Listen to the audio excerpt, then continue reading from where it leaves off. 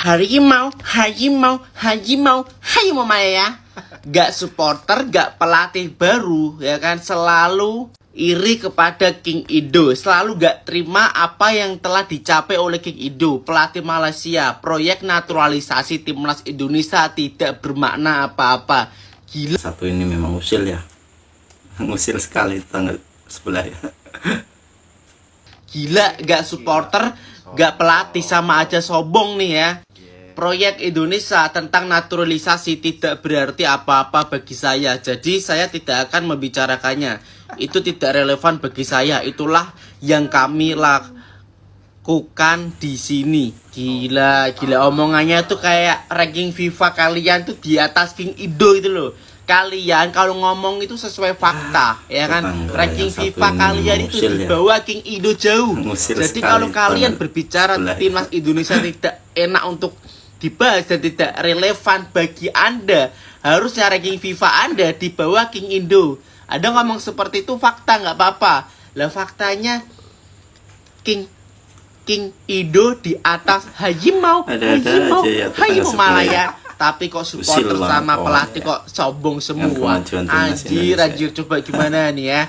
Tinggalkan di kolom komentar nih. Manchester United tak nak pergi Indonesia. Mungkin ramai tak tahu Indonesia cuba bawa Manchester United, AC Milan dan juga Barcelona, tetapi semuanya tak nak datang ke Indonesia. Salah satu sebab utama kenapa ramai tim tak nak datang ke Indonesia disebabkan faktor keselamatan, lepas tu stadium tak bagus. Oke guys, aku akan menjawab orang India satu ini ya guys. Katanya kenapa Manchester United tidak mau datang ke Indonesia. Padahal kita tahu Manchester United itu diundang oleh FAM, oleh Federasi Malaysia yang akan bertanding melawan ASEAN All-Star. Jadi jelas di sini bukan Manchester United yang tidak mau datang ke Indonesia ya guys. Dan bapak satu ini bilang tidak ada stadion bagus di Indonesia. Wow. Di Indonesia sangat banyak stadion bagus, terutama di GBK. Stadionnya luas, besar, dan nyaman tentunya. Tapi karena ada pertandingan kualifikasi Piala Dunia, jadi tidak bisa dipakai.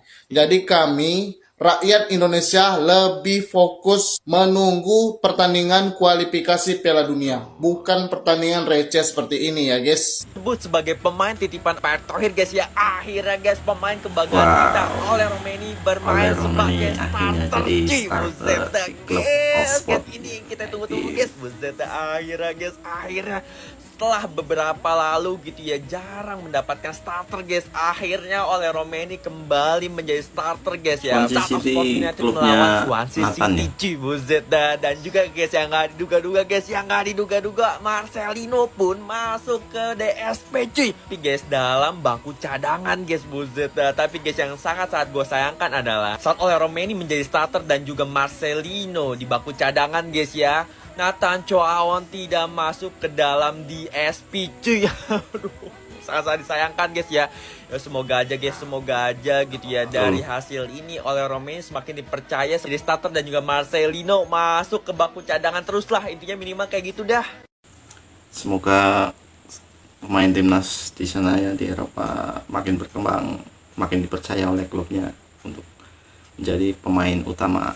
Ada-ada saja, FAM minta Indonesia keluar dari AFF. Federasi Sepak Bola Malaysia resmi mengajukan permintaan kepada ASEAN agar Indonesia dikeluarkan dari AFF. Alasannya, timnas Indonesia enggan melepas pemain naturalisasi untuk laga ASEAN All Stars. Situasi ini membuat ketegangan memuncak dan hubungan antar negara di kawasan ASEAN pun terancam retak. Perdebatan soal prioritas timnas dan solidaritas regional kembali mencuat. Dengan kondisi yang makin memanas, ASEAN kini berada di ambang perpecahan. Bagaimana menurut kalian? Gue udah curiga banget nih, ini pasti terjadi nih, hal kayak begini terjadi nih. Lu udah pada tahu belum sih bahwa ini terkait dengan berita ini? Kalau misalnya Yaakob Sayuri, pemain timnas Indonesia, pemain Malut United, pasca kemenangan atas Persib Bandung, dapat serangan dari orang-orang jarang makan enak. Ini udah jelas jarang makan enak. Sekolah cuma sampai gerbang. Aduh, padahal baru banget tadi pagi gue bahas tuh video tentang Persib Bandung tuh. Ya gue bilang itu keputusan wasit emang salah. Tapi reaksi lu jangan kayak begini boy. Ini lu pada pengen apalin nama-namanya lu tandain nih boy. Hadi Fikri, Rio Ramdhani, tuh Rizky siapa tuh gak kebaca tuh. Bahkan yang fotonya berkeluarga gini boy. Gimana sih cara mikirnya gimana sih? Mungkin nih orang-orang kayak begini nih boy, nggak tahu tuh arti dari semboyan Bhinneka Tunggal Ika tuh nggak tahu tuh. Itu kata-kata berangkat dari mana nggak tahu tuh. Menang kalah itu hal biasa boy, di bola tuh hal biasa itu. Lagian juga kalau ini kalah pekan selanjutnya lu menang juga juara kan Persib. Nih kalau dikasih tau begini nih ada hal-hal fakta-fakta begini nih, nanti pembelaannya begini. Yalah itu mah oknum doang Rul. Kalau enggak itu kalau bukan oknum itu cuma yang oren-oren nyamar itu. Emang lu dasarnya aja nggak suka Liga 1, taunya Liga 1 tuh yang jelek-jelek aja. Lu gara-gara pertandingan Liga Sawah begini lu sampai ngata-ngatain orang. Sampai ke tahap lu ngatain fisik orang, kulit orang. Pakai nih dipakai. Gara-gara Liga Mortal Kombat aja begitu lu. Apapun alasannya boy, gue kasih tau sama lu nih, no room for racism in football. Gak boleh ada begitu, gak boleh. Gue sih berharap ini gak terjadi lagi, cuma gue capek berharap sama sepak bola di negara ini yang cuma bisa nikmatin timnasnya doang. Percuma juga sebenarnya gue bahas begini, nanti ada terjadi lagi. Terakhir pesan dari gue untuk kakak Yakob dan juga kakak Yance, stay strong ya, stay strong. Gue usah dengerin yang orang-orang begini, gue usah dengerin. Ini orang-orang kayak gini makan daging kalau Idul Adha doang kok, tenang aja. Yang pastinya gue dan juga pengikut-pengikut gue ya, para fans timnas yang waras, pasti akan selalu menyuarakan suatu kebenaran. Stay strong, Kaks. Menurut kalian gimana boy terkait dengan berita kali ini? Tulis di bawah ya. Terima kasih boy, jangan lupa di follow untuk update selanjutnya. Bye.